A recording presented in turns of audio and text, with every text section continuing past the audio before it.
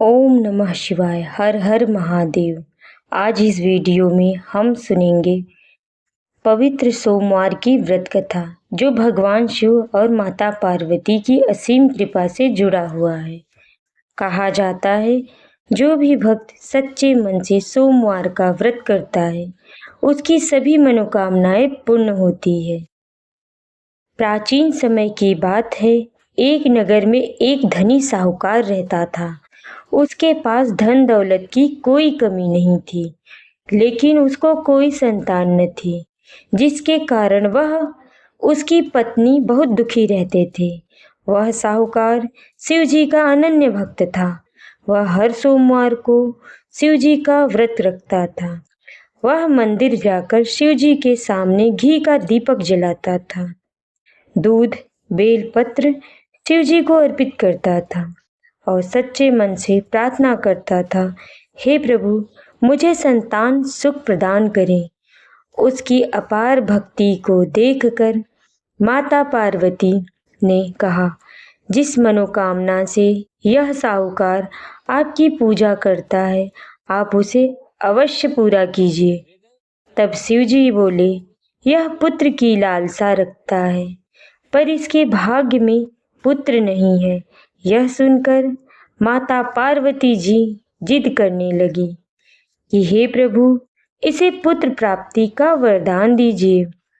पार्वती जी की जिद पर शिव जी ने पुत्र प्राप्ति का वरदान दे दिया। लेकिन शिव जी ने कहा, पुत्र की आयु केवल 12 वर्ष की ही है। साहूकार यह सारी बातें सुन रहा था। 9वें महीने साहूकार की पत्नी ने पुत्र को जन्म दिया और जब बालक 11 वर्ष का हुआ तो साहूकार ने उसके मामा को बुलाकर बहुत सा धन देकर कहा, मेरे पुत्र को काशी जी अध्ययन के लिए ले जाओ। रास्ते में जहाँ भी रुको, यज्ञ और ब्राह्मण भोज कराते हुए जाना। मामा भांजा उनके आज्ञा का पालन करते हुए चल दिए। रास्ते में वह एक नगर में पहुंचे, जहां राजा की पुत्री की शादी हो रही थी। दूल्हा एक आंख से काना था। दूल्हे के पिता ने साहूकार के लड़के को देखा तो उसने एक योजना बनाई कि क्यों ना द्वारचार का कार्य और विवाह का कार्य इस लड़के से करा लूं। किसी को कुछ नहीं पता चलेगा। यह सोचकर उसने उस लड़के के मामा से बात की। वह तैयार हो गए। साहूकार के बेटे का विवाह राजकुमारी के साथ संपन्न हो गया और जब साहूकार का बेटा और मामा जाने लगे, तब साहूकार के बेटे ने राजकुमारी के चुंदरी पर लिख दिया कि तुम्हारा विवाह मेरे साथ हुआ है। मैं काशी जी पढ़ने जा रहा हूँ। जिस राजकुमार के साथ तुम्हें विदा करेंगे, वह एक आंख से काना है। मैं वही हूँ जो हर शहर में यज्ञ करवाता जा रहा हूँ। मैं एक साहूकार का लड़का हूँ। राजकुमारी ने अपनी चुंदरी राजा को दिखाई और काने राजकुमार के साथ जाने से मना कर दिया। उधर साहूकार का लड़का और मामा काशी जी पहुंच गए और लड़के ने अध्ययन शुरू कर दिया। जब वह 12 वर्ष का हुआ, उस दिन वह यज्ञ और पूजा करा रहे थे। लड़के ने अपने मामा से कहा, मेरी तबीयत ठीक नहीं है। मामा बोले, जाकर अंदर लेट जाओ। और जब अंदर वह जाकर लेट गया, कुछ ही देर बाद वह मर गया। पूजा समाप्त होने के बाद मामा ने जब यह देखा कि उसका भांजा मरा हुआ है, तब वह जोर जोर से रोने लगा। शिव जी और पार्वती जी आकाश मार्ग से जा रहे थे।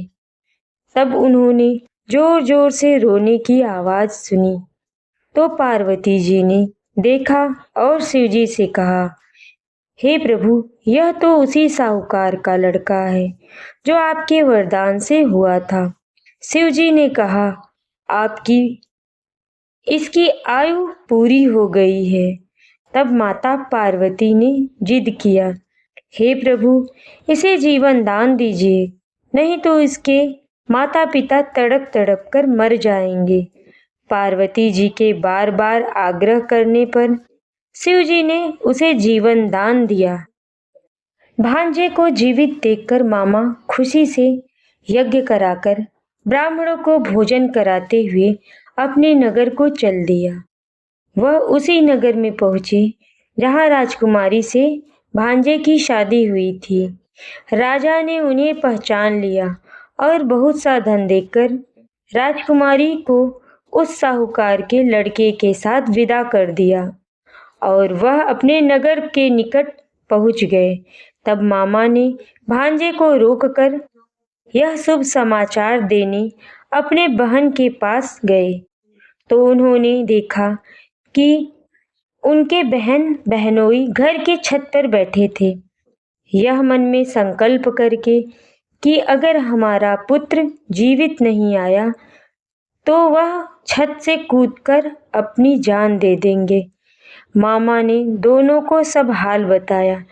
बेटे के साथ लक्ष्मी स्वरूपा बहू पाकर साहूकार बहुत प्रसन्न हुआ और शिव जी को धन्यवाद कर बेटे और बहू का स्वागत किया और जीवन पर्यंत सपरिवार सोमवार का व्रत करने लगे, जिससे उनके घर में सुख समृद्धि की कभी कोई कमी नहीं हुई। इसलिए हम सबको सोमवार का व्रत करना चाहिए और कथा सुनना चाहिए। जय शिव जी।